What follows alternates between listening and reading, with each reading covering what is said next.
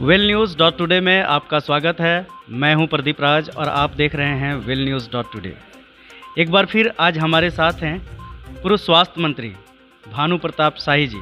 Sir, स्वागत है आपका वेल न्यूज़ में। चलिए, बहुत बहुत धन्यवाद आपका।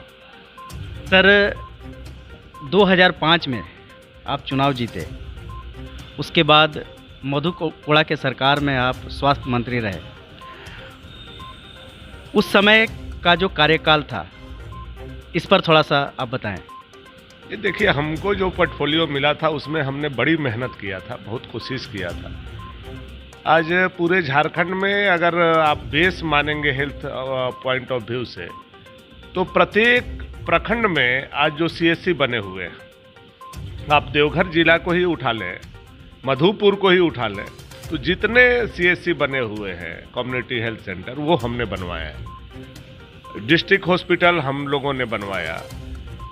दुमका, पलामू और हजारीबाग 3 मेडिकल कॉलेज का स्थापना का सोच हमने शुरू किया था, और उसी के परिप्रेक्ष्य में 300 बेडेड सरकारी अस्पताल भी हमने बनवाया था। इसके अलावा प्रत्येक पंचायत में हेल्थ सब सेंटर हमने स्थापित कराने का काम किया था। मेरे ही समय जीएएनएम और एएनएम का लगभग 5000 नर्स का बहाली हमने किया था। सहिया का बहाली का शुरुआत इस झारखंड प्रदेश में हमने किया था, और 42,000 सहिया का बहाली, जो आज एक बहुत बड़ा हैंड है गवर्नमेंट के पास हेल्थ सेक्टर में, वो हमने शुभारंभ किया था। मुझे याद है कि दुमका में एक बहुत बड़ा सेमिनार हमने किया था जिसमें लगभग 10,000 सहिया आई थे। तो हमने एक प्लेटफॉर्म देने का काम किया था हेल्थ सेक्टर में। उसी तरह से लेबर डिपार्टमेंट में भी आईटीआई जहां नगण्य थे, मेरे बनने के पहले झारखंड बने हुए लगभग 7-8 साल हो गए थे, लेकिन इन 7-8 सालों में आईटीआई जो बिहार के समय था वही था। मात्र 18 आईटीआई संचालित हमको मिले थे, और हमने 56 आईटीआई मात्र 18 महीने में यहाँ चालू कराने का काम किया, चाहे वो महिला आईटीआई हो, चाहे वो पुरुष आईटीआई हो। अब देवघर का ही आईटीआई उठाइए, मैंने बनाया है। महिला आईटीआई मैंने बनाया है। मधुपुर का आईटीआई हमने बनाया है। तो बहुत सारा काम हमको करने का मौका मिला था, हमने अपने प्रयास से किया था। ये अलग बात है कि कांग्रेस ने एक साजिश के तहत हमारे बढ़ते हुए राजनीतिक प्रभाव को देखते हुए हमको विभिन्न मुकदमों में फंसाने का काम किया था। मधु कोड़ा के सरकार में आपके ऊपर दवा घोटाले और आय से अधिक संपत्ति का आप पे आरोप था, इस पर आप क्या कहेंगे? देखिए, कांग्रेस के चरित्र से हर लोग वाकिफ है। Congress use and throw politician को कैसे करती है। कांग्रेस का ये बोलना था कि आप मेरे पार्टी को ज्वाइन कर लो। अगर मैं उनके पार्टी को उस समय ज्वाइन कर लेता तो शायद ये मुकदमे हमारे ऊपर नहीं होते। उस समय हम लोगों के यहाँ का प्रभारी हुआ करते थे कांग्रेस का अजय माकन जी। अजय माकन जी का बहुत प्रेशर था मेरे ऊपर। एक बार अजय माकन जी से मेरे आमने सामने का बकबक भी हो गया। मैंने कहा कि हमारा अपना आइडियोलॉजी है, हमारा अपना आइडेंटिटी है, और तो हम कैसे आपके साथ जा सकते हैं? नहीं जा सकते हैं, और हमारा और आपका विचार भी मेल नहीं खाता है राजनीतिक रूप से। हम आपके खिलाफ संघर्ष करके आए हैं। उनको ये बात बहुत चुभ गई, और मैंने साफ साफ इनकार कर दिया कांग्रेस में जाने से।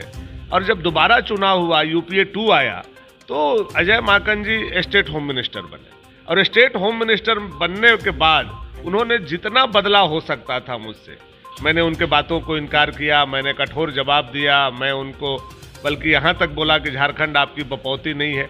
उसका बदला फ्रस्ट्रेशन हमसे निकालने का काम किया, और विभिन्न मुकदमों में हमारे ऊपर उन्होंने कराया। चूँकि स्टेट होम मिनिस्टर थे देश के, तो उन्होंने बहुत सारा मुकदमा हमारे ऊपर कराया। आज भी चल रहा है, लेकिन इंसाफ होगा, जो सच है वो सामने आएगा। आपने यहाँ कहा कि हफीजुल हसन को मंत्री बना के भाजपा वाले कह रहे हैं कि एक लोकतंत्र की हत्या हुई है।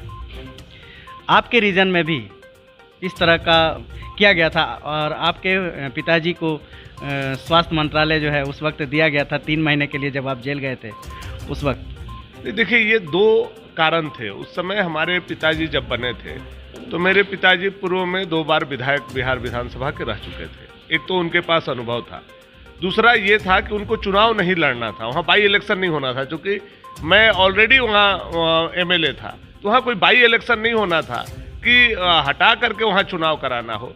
कुछ दिन के लिए वो चेयर को होल्ड करना था, इसलिए कि उस समय के नॉर्म्स में 12 मंत्री के अनिवार्य था एक संसदीय व्यवस्था के तहत, और ये संवैधानिक बाध्यता थी, इसलिए उनको दिया गया था, न कि इसलिए कि वहाँ कोई बाई इलेक्शन होने वाला हो।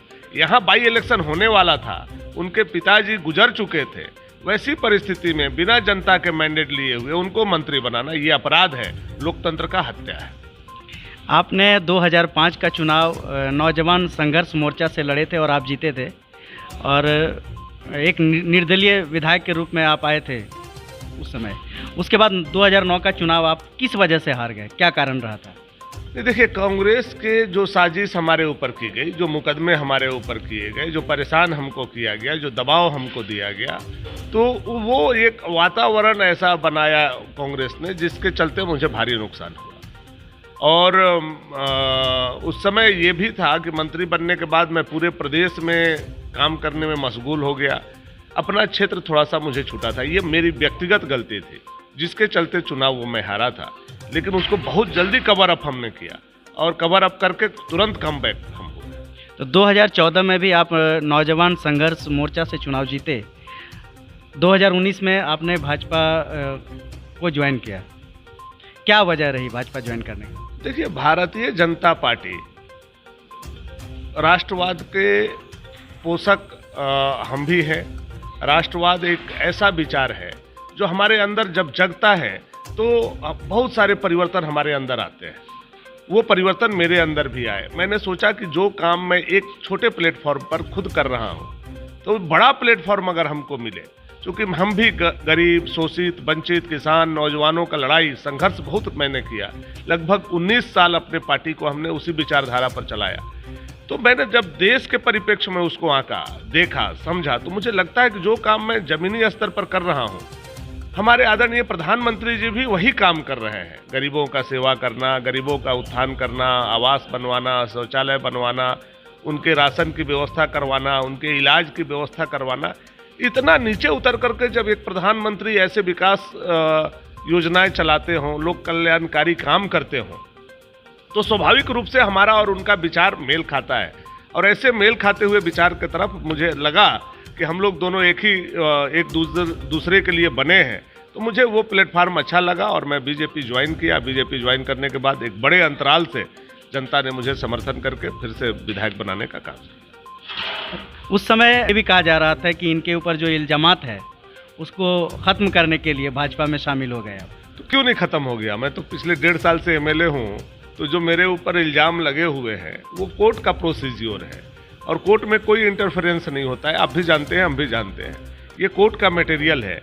कोर्ट को जब न्याय करना होगा कोर्ट न्याय करेगा। भाजपा में आने का मतलब ये नहीं है। भाजपा के आने का मतलब ये है कि हम जनता को और ज़्यादा कैसे सेवा कर सकें। चूँकि भारतीय जनता पार्टी ऐसे विकास की योजनाएं चला रही है, ऐसे लोक कल्याणकारी योजनाएं चला रही है। मैं एमएलए रह करके बहुत मेहनत जिसको करता था, आज हमको भारतीय जनता पार्टी में बनने के बाद वो कम एफर्ट में ज़्यादा मैं जनता का सेवा कर पा रहा हूँ। तो हम दोनों जब मिले हैं तो स्वाभाविक है उसका फायदा जनता को हो रहा है। आपके ऊपर एक मंत्री का आवास उड़ाने का भी इल्ज़ाम लगा हुआ था। मेरे ऊपर बहुत इल्ज़ाम लगे हैं। मेरे ऊपर जो इल्ज़ाम लगे हैं, मैंने जो संघर्ष किया है, उस पर कई फिल्म आपको बनाने का मौका मिल सकता है।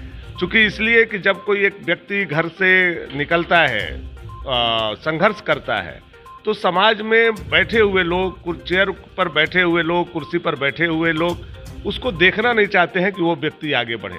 जब वो आगे बढ़ना शुरू करता है तो ऐसे कितने इल्ज़ामात से उसको गुजरने पड़ते हैं, कितने उसको परीक्षाएं देने पड़ती हैं। आप उठा करके देखिए, हमारे गृह मंत्री आदरणीय अमित भाई साहब जब गुजरात के होम मिनिस्टर थे, तब यही कांग्रेस ने किस तरह से गलत इल्ज़ामात लगाया, और आज जो होम मिनिस्टर उन पर गलत इल्ज़ाम लगाने का काम किए वो कहाँ हैं और अमित भाई साहब कहाँ हैं। तो ये संघर्ष की गाथा होती है। जब संघर्ष होता है तो मुकदमे होते हैं, और ये स्वाभाविक है कि दूध का दूध हुआ, पानी का पानी हुआ। हम सारे मुकदमे से बरी भी हुए, ये आपको मैं जानकारी देना चाहता हूँ। अंतिम सवाल, मधुपुर विधानसभा उपचुनाव होना है और आप इस क्षेत्र का भ्रमण कर रहे हैं।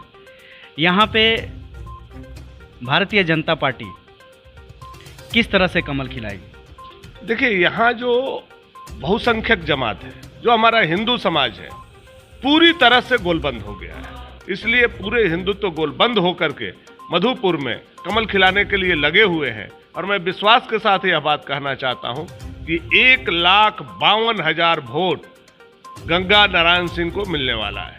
और हफीजुल जो है, जो फिजूल है, उसको जनता नकारने वाली है।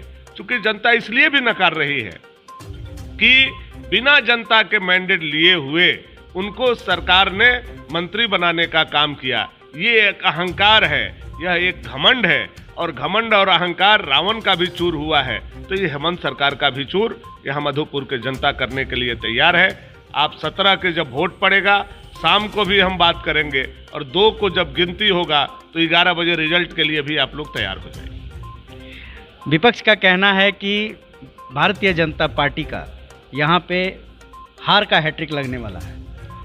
देखिए अब किसका क्या होता है, अब तो 2 तारीख को पता चलेगा। चलिए, आप हमारे साथ जुड़े और अपना कीमती समय दिए, इसके लिए बहुत बहुत धन्यवाद।